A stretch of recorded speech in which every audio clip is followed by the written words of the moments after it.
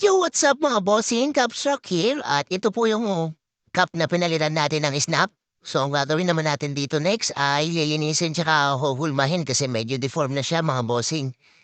Yan, hugasan lang natin siya sa malinis na tubig para matanggal ang mga alikabok at mga nanot na dumi. And then after natin mahugasan, ibabad natin siya for ilang oras yan mga bossing. And then, pag nababad na po natin yan, ay ibabrush natin gamit ang soft bristled brush. Yan.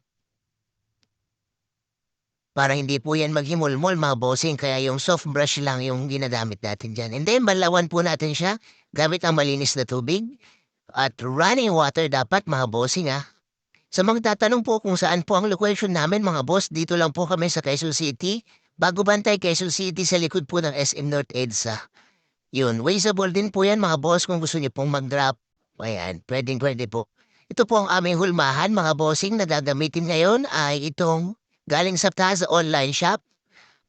Yung kahoy yun. And then yun naman, ang ating steamer mga bossing. Heavy duty ang steamer natin mga boss. So kung gusto niyo bumili niyan, PM lang kayo at isisend namin ang link sa inyo mga bossing.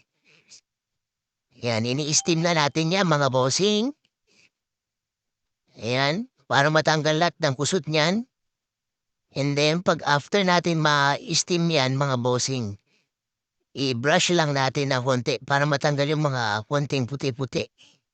Yan, pag okay na, i-spray natin yan, mga bossing, para mag-steady ang kanyang shape na mananda. Tapos ipapatuyo. Yan, ayan lang yung steps niya, napakasimple lang. Sabi nga nung mga nagko-comment, basic. So, ayan na po. Ayan na po ang result ng ating paghuhulma mga bossing. Yan. Sa mga hindi pa po naka-like and follow na aming page, please, paki-like and follow po na aming page. Salamat!